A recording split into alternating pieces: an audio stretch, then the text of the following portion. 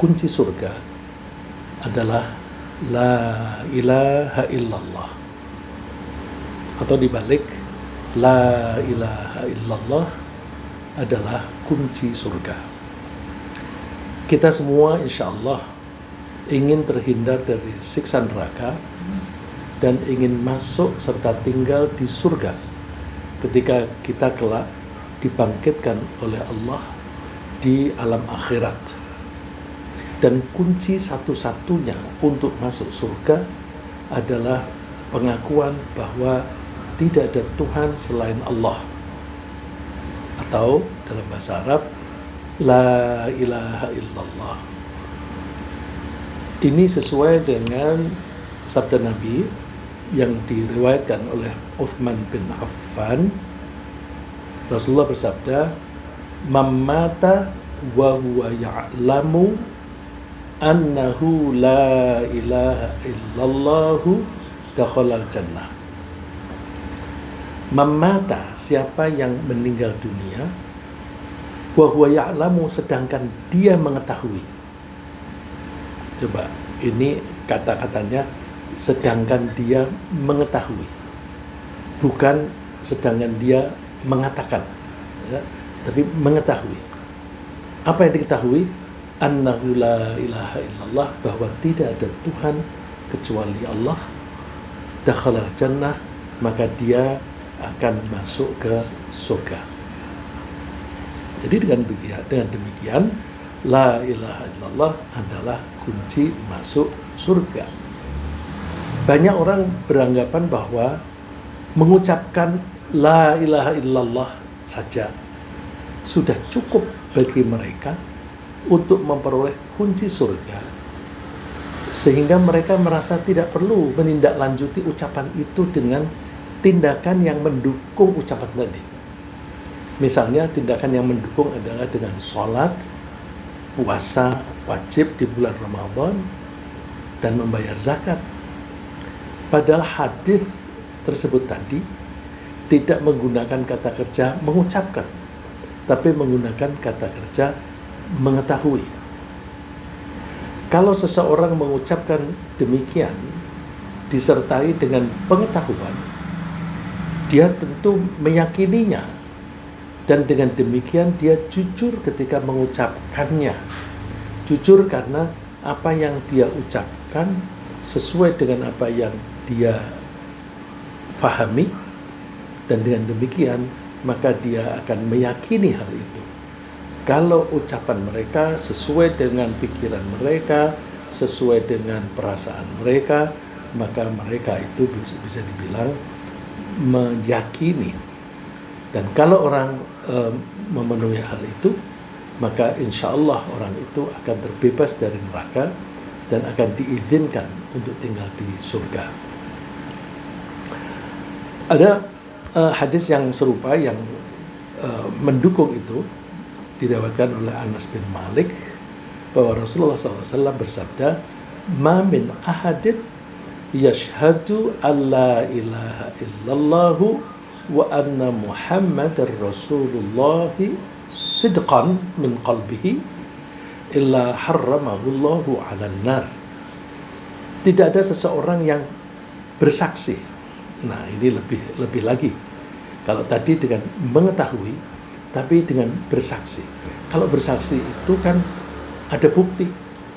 Ada bukti bahwa memang tidak ada Tuhan kecuali Allah, bahwa Tuhan satu-satunya adalah Allah. Nah, kalau kita tidak bisa melihat Allah, buktinya apa? Buktinya adalah jejak yang ditinggalkan oleh Allah. Mohon maaf, saya mengatakan jejak itu misalnya di tanah persawahan atau di perdesaan yang tidak ada aspal, tidak ada betonan, tanahnya itu basah dan berlumpur sedikit, maka kalau jalanan atau tanah itu dilewati oleh kucing, oleh anjing, atau oleh harimau, atau oleh gajah, maka akan ada jejaknya. Kalau misalnya orang tidak melihat ada gajah lewat itu, tapi ada jejak kaki gajah. Maka ketika orang-orang itu misalnya melihat jejak itu, mereka akan berkesimpulan, oh tadi ada gajah lewat sini. Tapi tidak ada seorang pun yang melihat gajah itu. Tapi mereka meyakini bahwa pasti tadi ada gajah yang melewati sini. Terus gajahnya itu kakinya sehat semuanya atau pincang misalnya, itu bisa diketahui. Misalnya jejak kaki gajah itu yang 3 itu dalam, yang 1 mengambang. Oh berarti kaki yang 1 ini tidak sehat atau pincang. Jadi orang bisa mengatakan gajah yang lewat di sini tadi pincang kakinya, kaki salah satu kaki yang depan itu tidak bisa menapak dengan kuat di tanah. Jadi orang-orang meyakini adanya gajah yang melewati situ dari jejak. Kalau kita ingin menyaksikan keadaan Allah, keberadaan Allah, maka caranya kita melihat jejak. Bahwa ada matahari sebesar itu yang memberi sinar kepada kita dengan suhu yang tinggi sekali. Ada pergantian siang dan malam dan sebagainya. Pasti ada yang menciptakan. Nah, jadi planet-planet itu dan air, pepohonan yang ada di bumi kita ini adalah jejak yang ditinggalkan oleh Allah. Maka kita bisa bersaksi bahwa Allah pasti ada. Nah, ketika kita mengatakan Allah pasti ada, kita mengucapkannya asyhadu alla ilaha illallah, bahwa aku bersaksi bahwa tidak ada Tuhan kecuali Allah. Kok dikatakan tidak ada Tuhan kecuali Allah? Iya, jejak ini menunjukkan kalau ada Tuhan lebih dari 1, pasti 2 Tuhan itu akan bersaing. Mereka bersaing dengan cara masing-masing menunjukkan kekuatannya melebihi yang lain. Kalau mereka itu bersaing, maka akan terjadi pertikaian atau persaingan di antara mereka. Kalau terjadi persaingan dan pertikaian di antara mereka, alam raya ini sudah hancur dari dulu. Bahwa alam raya ini lestari, itu karena dikelola oleh 1 Tuhan saja. Jadi kita meyakini bahwa Allah itu hanya 1. Maka kita menyebutnya la ilaha illallah, tidak ada Tuhan kecuali Allah. Nah, kalau orang itu bersaksi bahwa tidak ada Tuhan kecuali Allah dan Muhammad adalah utusan Allah dengan jujur dari lubuk hati, illa haramahullahu 'alan nar, maka Allah akan mengharamkan orang itu dari api neraka. Artinya neraka tidak boleh mengganggu orang itu. Nah, jika seseorang itu betul-betul mengetahui dan meyakini Allah sebagai satu-satunya Tuhan, dia pasti menganggap mustahil jika ada lebih dari 1 Tuhan. Karena masing-masing Tuhan akan bersaing untuk mengalahkan yang lain, dan persaingan itu akan menyebabkan kehancuran. Seperti firman Allah, mattakhadallahu min waladin wa ma kana ma'ahu min ilah. إِذَا لَذَهَبَ كُلُّ إِلَهٍ بِمَا خَلَقَ وَلَعَنَ بَعْضُهُمْ عَلَى بَعْضٍ. Allah tidak mempunyai anak, dan Allah tidak ada pesaingnya, tidak ada Tuhan selain Allah.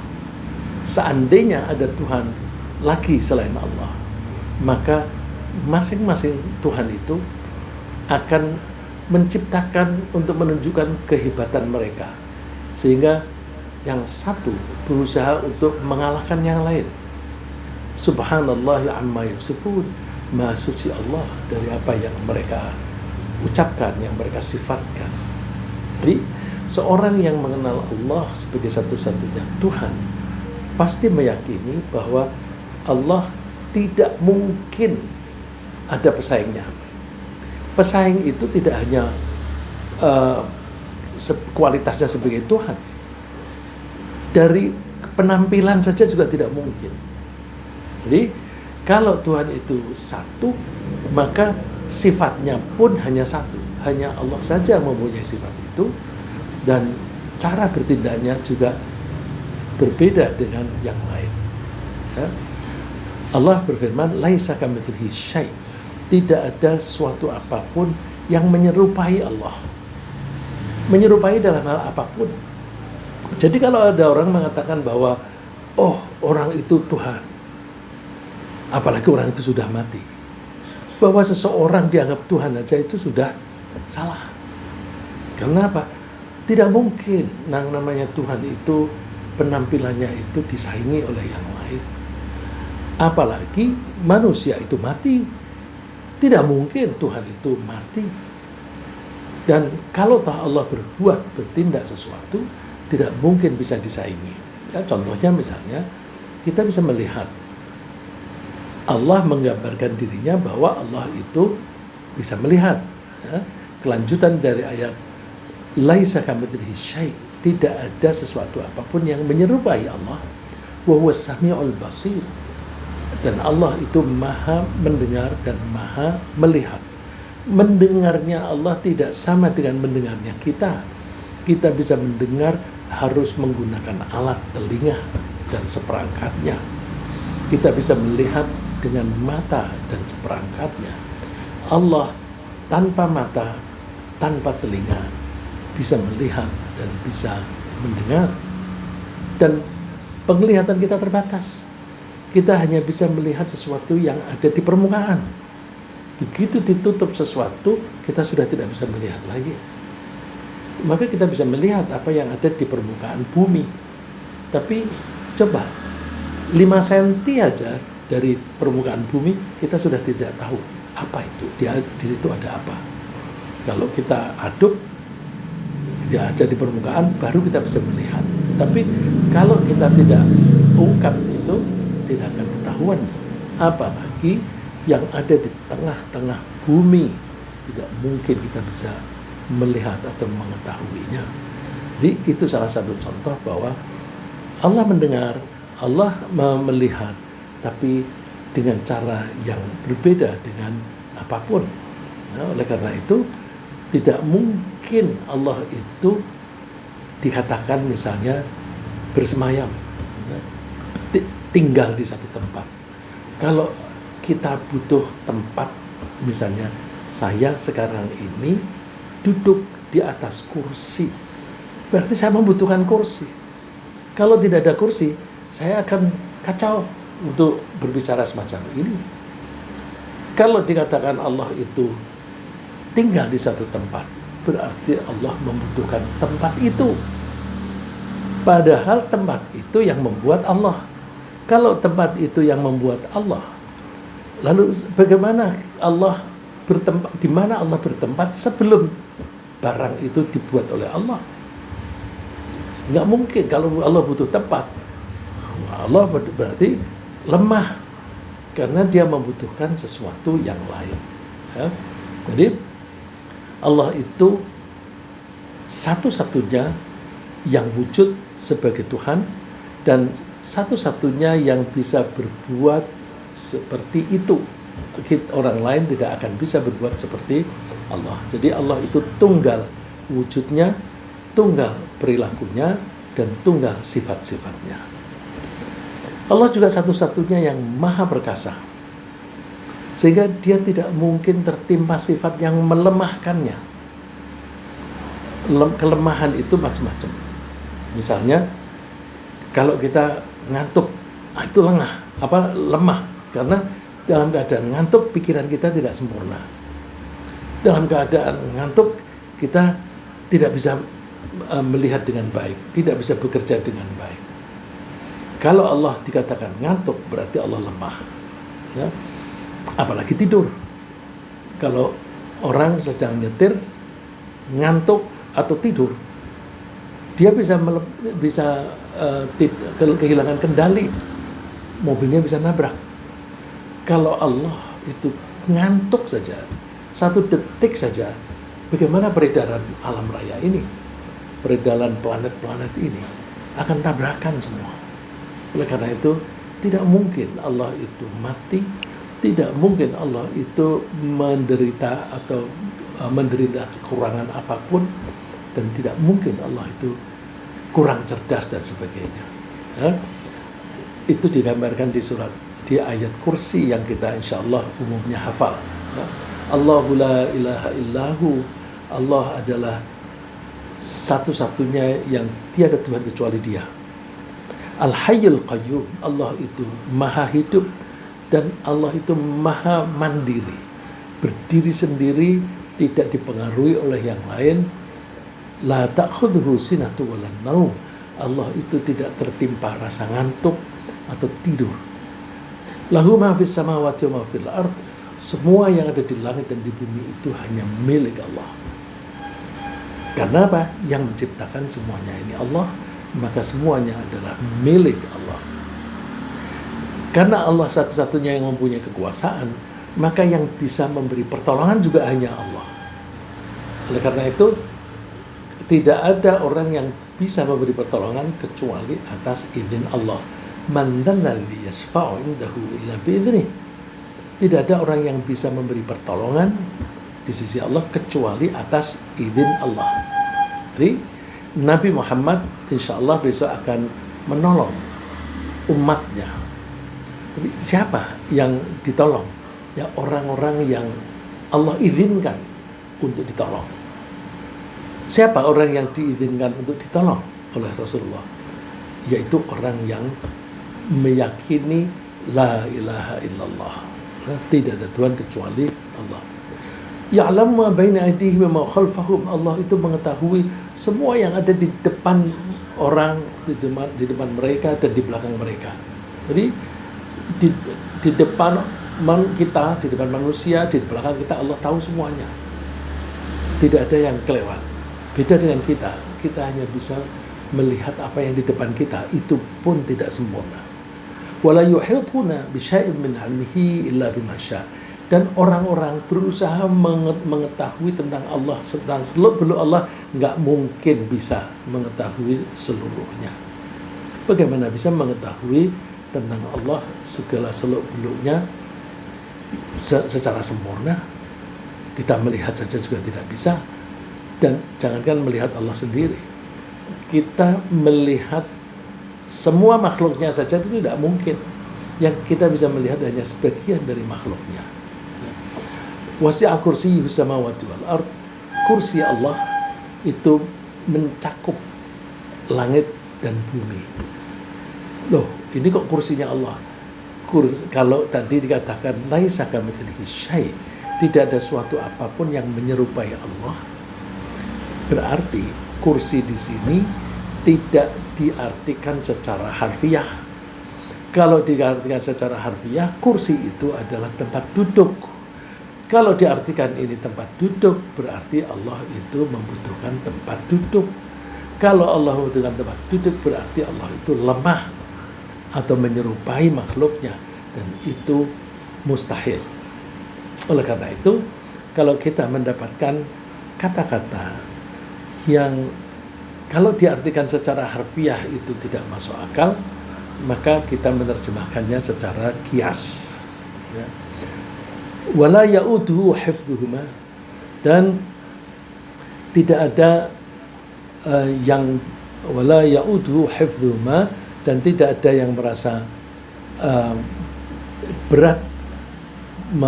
Maksudnya Allah itu tidak merasa berat untuk menjaga langit dan bumi. Bagaimana berat? Kalau berat itu sudah hancur dari dulu. Padahal langit dan bumi itu baru langit dunianya saja itu sudah terdiri dari beribu-ribu atau bahkan berjuta-juta galaksi. Satu galaksi saja itu terdiri dari himpunan planet-planet yang banyak. Nah, kalau Allah itu tidak sanggup menjaga mereka, sudah hancur dari dulu. Wa huwal 'aliyyul 'azim, Allah itu maha tinggi dan maha agung. Tinggi ini juga begitu. Jangan kita artikan secara harfiah, berarti ada tempat yang di atas dan ada tempat di bawah. Kalau Allah itu di atas, berarti Allah membutuhkan tempat. Di Al-Aliyu ini kias, artinya tinggi kemuliaannya. Al-Azim juga demikian. Kemudian kalau kita betul-betul mengerti bahwa Allah adalah satu-satunya Tuhan, kita menyadari bahwa Allah lah yang menciptakan kita, yang memberi kita rizki, yang memberi kita perlengkapan diri berupa kecerdasan, syaraf, otot, tulang, sarana pernafasan, dan sebagainya. Ini berarti bahwa Allah sangat menguntungkan kita, dan bahkan kehidupan kita ini sangat bergantung kepadanya. Ya, saya ulang.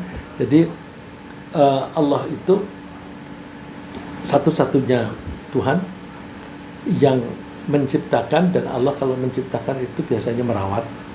Allah menciptakan matahari, dan Allah merawat matahari. Tentu cara merawatnya ada yang dirawat untuk awet beberapa tahun, beberapa abad, ada yang hanya beberapa hari. Ya. Misalnya nyamuk umurnya itu hanya beberapa hari saja. Nah, itu tidak berlama-lama, karena memang dia dibutuhkannya hanya sependek itu. Ya.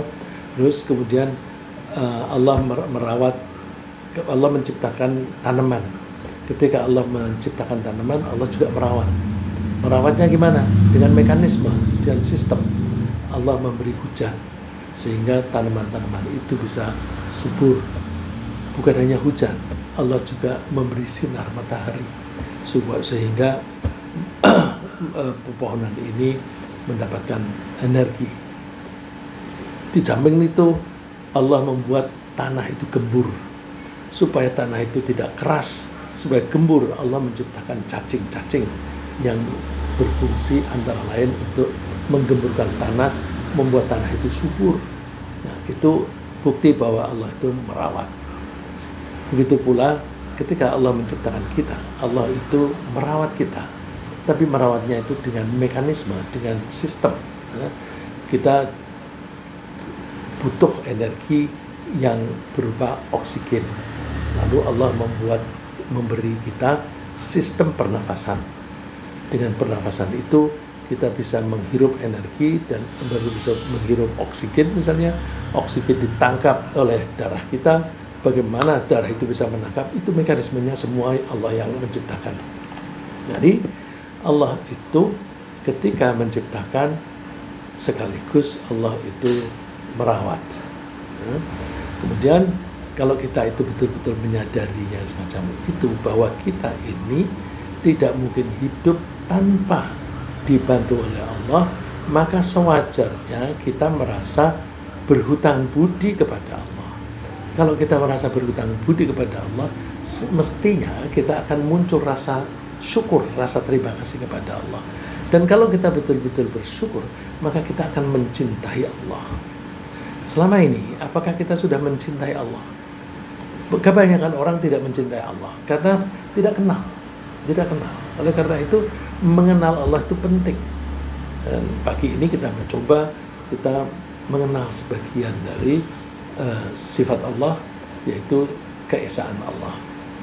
Nah, kalau kita itu betul-betul mengakui Allah sebagai satu-satunya Tuhan, maka kita dan sebagai zat atau Tuhan yang memberi jasa kepada kita, mestinya kita mencintai Allah.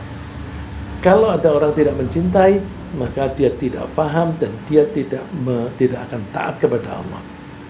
Nah, cinta itu munculnya dari dalam diri kita, dan cinta akan mendorong kita untuk menghormati yang kita cintai.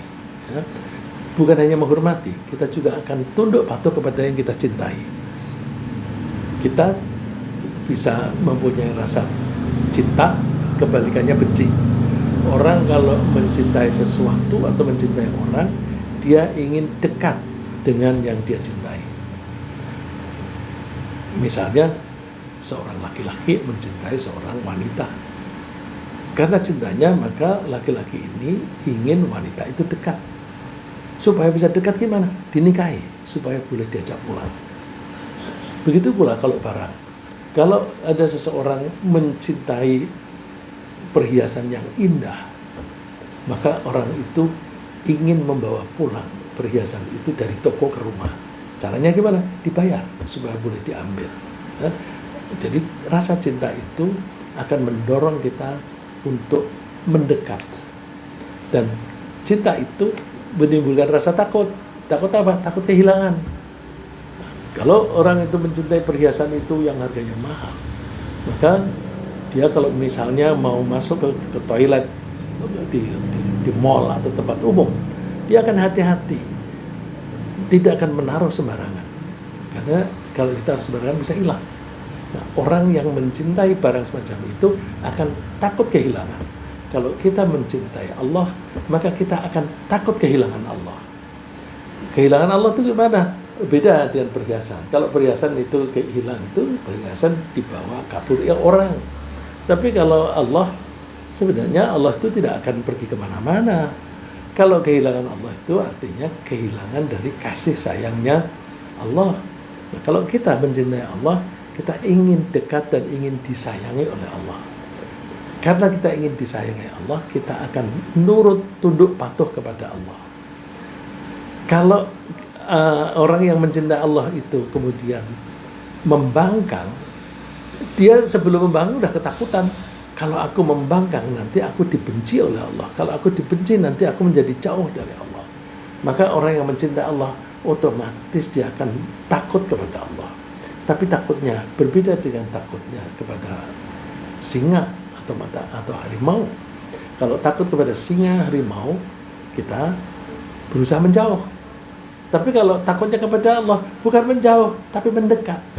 Nah, bedanya, kalau kita takut pada harimau, kita itu takut kepada sesuatu atau binatang yang bisa mengancam kehidupan kita. Kita takut kepada Allah, bukan takut bahwa kita terancam, tapi kita takut kehilangan kasih sayangnya.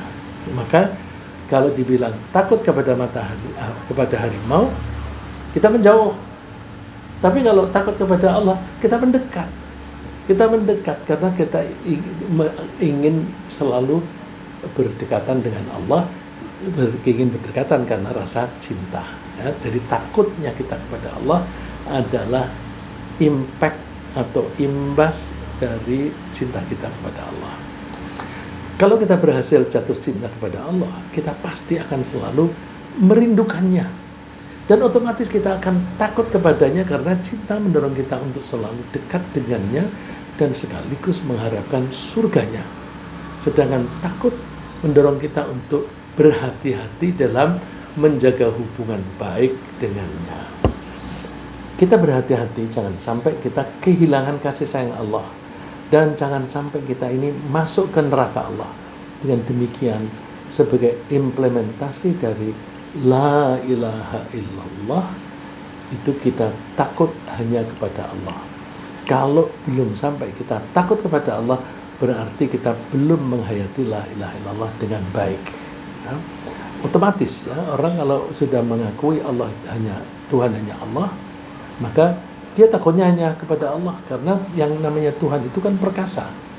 Dan perkasanya Allah itu ada dua sisi. Allah bisa memberi hadiah, bisa memberi insentif, tapi Allah juga bisa memberi hukuman. Tapi Allah ketika memberikan kasih sayangnya atau hukuman, itu Allah menerapkannya secara adil. Karena adil, maka kita bisa membuat perhitungan bagaimana supaya kita bisa mendapatkan kasih sayang Allah dan bagaimana kita bisa terhindar dari murkanya Allah. Ya. Oleh karena itu, sebagai imbas dari cinta kita kepada Allah, kita akan takut juga kepada Allah. Takut akan kehilangan kasih sayangnya. Nah, oleh karena itu, kita tidak perlu takut kepada siapapun selain Allah. Nah, contohnya misalnya setan. Setan itu pekerjaannya suka nakut-nakutin kita. Nakutin apa? Membisikkan di pikiran kita, takut miskin. Kalau kamu bersedekah, nanti cadanganmu untuk makan besok, untuk makan di masa yang akan datang berkurang. Ya kalau kamu bulan depan dapat penghasilan, kalau tidak, kamu harus mempunyai tabungan. Oleh karena itu, jangan kamu kurangi tabunganmu itu. Kenapa? Kamu nanti bisa menjadi miskin. Nah, setan itu nakut-nakuti dengan seperti itu, menakut-nakuti jangan sampai dia menjadi miskin, maka caranya jangan bersedekah. Lalu setan ngajari untuk kikir. Nah, jangan takut pada setan. Karena kalau kita takut, nanti kita tidak berani bersedekah. Tapi kalau kita kepada Allah, kita menyadari bahwa Allah itu Maha Pengasih. Kalau kita bersedekah, nanti Allah akan mengganti. Kalau setan tidak akan bisa mengganti. Oleh karena itu, kita sebagai implementasi dari pernyataan La ilaha illallah, kita takut juga hanya kepada Allah. Innama dzalikum syaitanu yukhawwifu awliya'ah. Itulah setan berusaha nakut-nakuti pengikutnya. Fala takhafuhum wa khafuni. Maka kamu jangan takut kepada mereka, takutlah hanya kepadaku. In kuntum mu'minin, kalau kalian memang betul-betul beriman. Nah, ini penting. Misalnya setan itu nakut-nakuti. Seorang pejabat diperintah oleh atasannya, diperintah untuk menggelapkan dana. Ya, bahasa kasarnya itu korupsi. Nah, itu dengan liku-liku bermacam-macam. Terus kalau dia takut kepada atasan, dia lakukan itu. Tapi kalau dia takut kepada Allah, dia tidak mau melakukan itu. Kalau dia takut kepada Allah, dia tidak mau melakukan itu. Terus dia takut miskin nggak? Takut dipecat nggak? Dipecat nggak apa-apa. Dipecat aku akan bisa mendapatkan pekerjaan di tempat lain. Ya. Jadi nggak perlu takut kehilangan pekerjaan. Nah, sering kali para pejabat itu karena takut kehilangan jabatan, sehingga mereka nurut tunduk patuh kepada atasannya, meskipun atasannya itu menganjurkan atau memerintahkan dia melakukan sesuatu pelanggaran. Ya. Nah, dengan bekal rasa tak cinta dan sekaligus takut kepada Allah ini, kita terdorong untuk tunduk patuh kepada Allah dengan membuktikan diri. Caranya melaksanakan perintah Allah dan meninggalkan larangannya. Jika ada orang yang tidak melaksanakan perintah Allah, misalnya tidak mau sholat 5 kali sehari, maka itu berarti bahwa di hati dia tidak ada rasa cinta atau takut kepada Allah. Dan dengan demikian bisa dikatakan bahwa dia itu tidak beriman atau kafir kepada Allah. Ya, jadi imbas dari pengakuan keyakinan Tuhan hanya satu, yaitu Allah, kita bergantung kepada Allah. Karena kita bergantung kepada Allah, kita akan mencintai Allah. Kalau kita mencintai Allah, maka kita akan takut kehilangan Allah. Kalau ada orang mengakui Allah hanya satu-satunya Tuhan, tapi tidak takut dan tidak cinta kepada Allah, sehingga orang itu berani melakukan pelanggaran, maka berarti dia ketika mengucapkan la ilaha illallah itu bohong. Ya. Oleh karena itu, ucapan la ilaha illallah itu harus dipegang secara konsisten. Konsisten antara lain itu harus tunduk patuh kepada Allah. Begitu tidak tunduk, sama dengan kafir. Ya. Rasulullah mengatakan, inna bainar rajulil abd, ada 2 versi ini ya.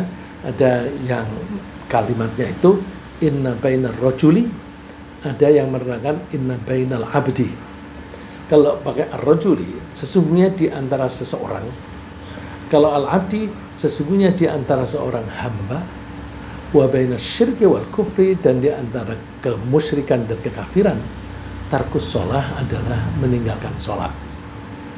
Artinya, orang yang tidak sholat itu berarti kafir.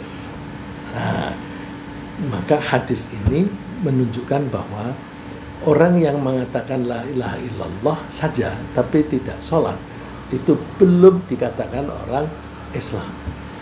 Padahal di kita ini kata la ilaha illallah mungkin tidak dibuktikan, tapi yang penting di KTP-nya ditulis Islam. Oh, dia orang Islam. Oh, banyak sekali orang itu mengaku Islam tapi padahal tidak Islam, bahkan memusuhi Islam banyak sekali. Ya paling tidak misalnya dulu kan banyak orang yang tidak beragama, ateis atau komunis gitu. Kemudian ketika mereka berontak, lalu mereka bahasa kasarnya ditumpas oleh pemerintah, terus keberadaan mereka itu dilarang. Karena itu KTP harus di dalam KTP harus disertakan agamanya apa. Karena kalau dikasih kebebasan, nanti orang bisa tidak mengakui beragama, nah itu berarti kelompok yang dilarang itu. Oleh karena itu banyak orang yang aslinya memang tidak bertuhan, kemudian ketika mendaftar di kelurahan bilang agamanya Islam, agamanya Kristen dan sebagainya, supaya tidak dianggap partai yang terlarang, gitu. Tidak dianggap anggota partai yang terlarang. Nah, orang-orang semacam itu yang sekarang ini itu banyak memusuhi Islam. Itu gimana sih itu orang Islam kok memusuhi? Ya sebenarnya tidak Islam kok. Orang Islam itu ditengarainya berdasarkan hadis ini adalah sholat enggak. Jadi dengan begitu yang dikatakan bahwa la ilaha illallah adalah kunci masuk surga, itu la ilaha illallah yang dibuktikan dengan perilaku, antara lain ketundukan kepada Allah, yaitu nurut pada perintah-perintahnya Allah. Nah, itu tadi sholat. Bagaimana dengan zakat? Sama, ya. Karena zakat Allah memerintahkan zakat, maka orang yang betul-betul mengakui la ilaha illallah dia akan melaksanakan zakat. Ya. Jadi secara dengan itu orang yang tidak mau membayar zakat juga tergolong orang yang musyrik dan tidak sejalan dengan pengertian la ilaha illallah. Allah berfirman, wa wailul lil musyrikin, celakalah orang-orang musyrik. Terus diuraikan siapa orang musyrik itu? Alladzina la yu'tuna zakah, yaitu orang-orang yang tidak mau membayar zakat. Wa hum bil akhirati hum kafirun, mereka itu mengingkari hari pembalasan, hari akhir.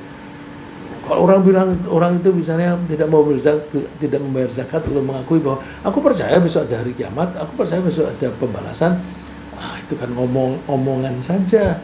Kalau itu betul-betul dari hati, dari pikirannya, maka kalau dia percaya, dia itu percaya bahwa nanti kalau dia bayar zakat itu nanti akan dibalas di sana.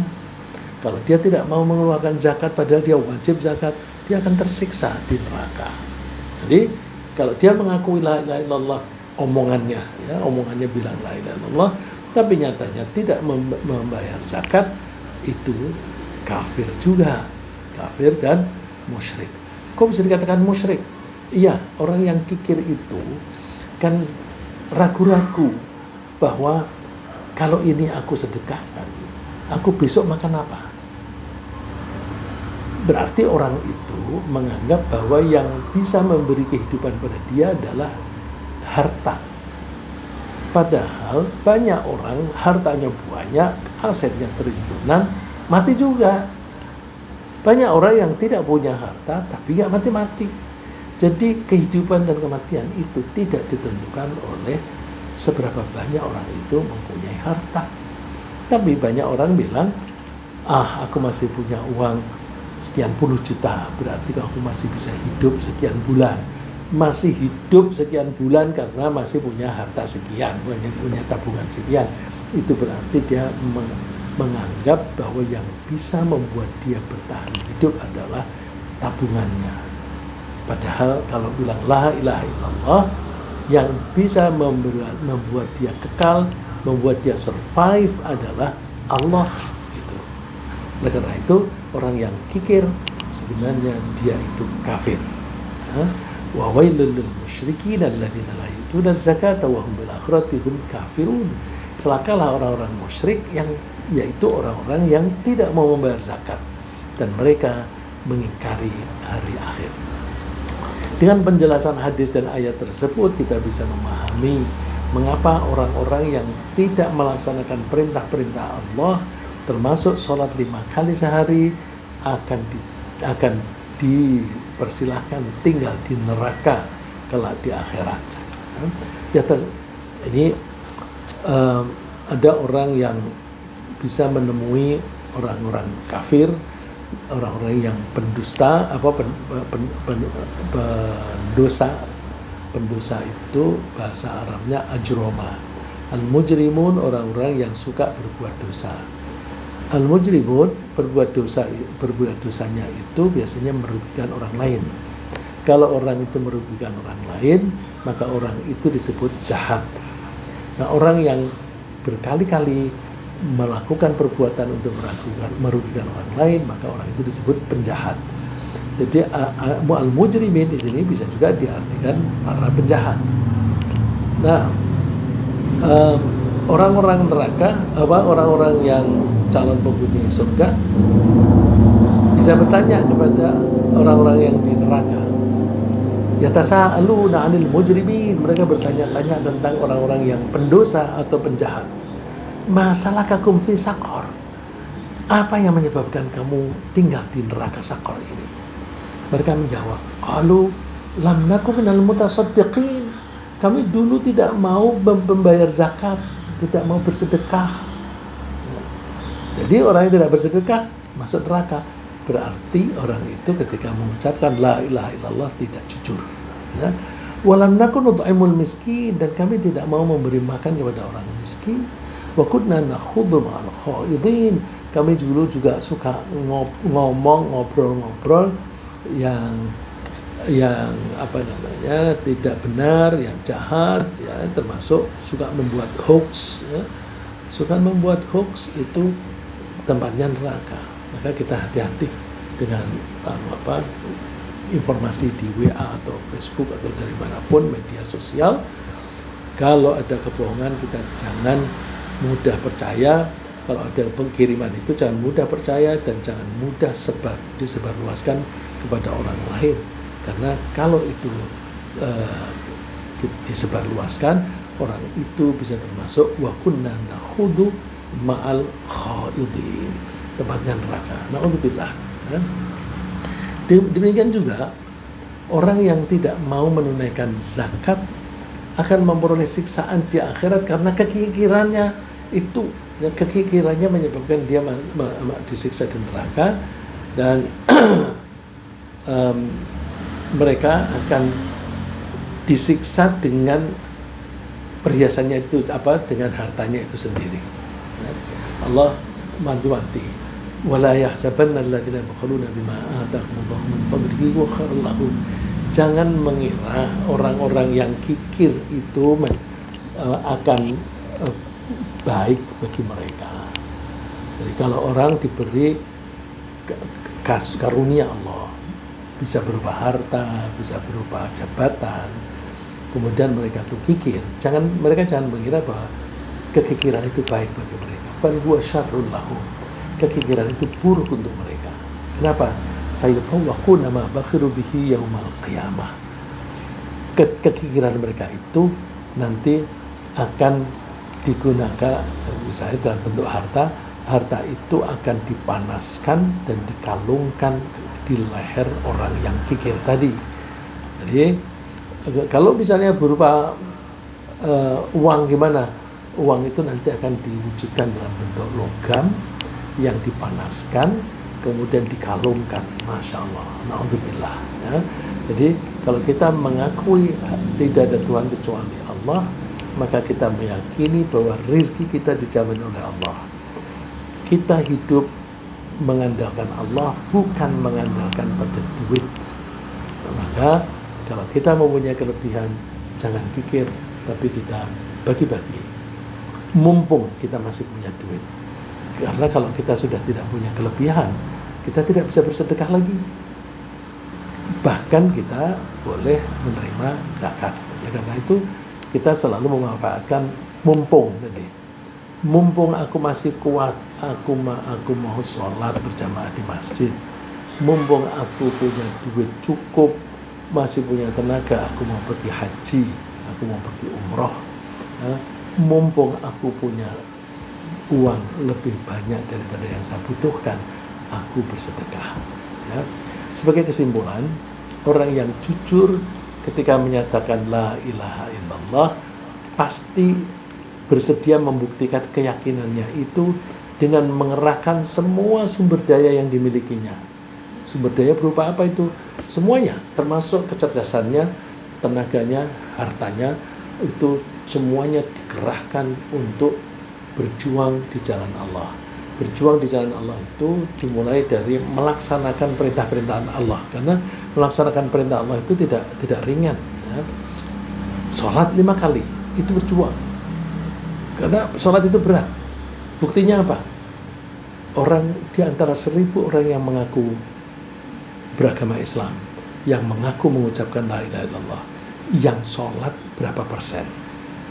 Nah, bahwa yang tidak sholat itu lebih banyak, berarti sholat itu berat. Karena sholat itu berat, berarti untuk sholat 5 kali sehari itu butuh perjuangan. Maka perjuangan itu tidak harus dalam bentuk perang, mulai dari melaksanakan perintah Allah yang sehari-hari itu.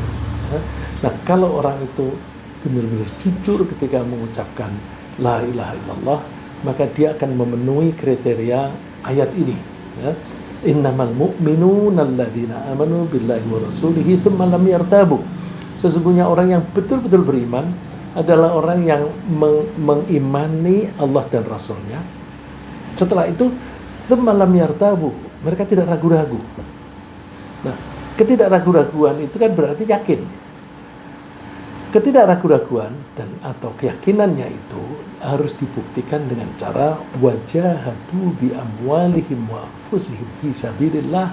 Mereka mau berjihad, mau bekerja keras dengan menggunakan harta mereka dan jiwa raga mereka fi sabilillah untuk melaksanakan kegiatan-kegiatan di jalan Allah. Nah, kalau orang mau mengerahkan sumber dayanya untuk mengabdi kepada Allah, baru mereka itu jujur ketika mengucapkan la ilaha illallah, ulaika humus shadiqun.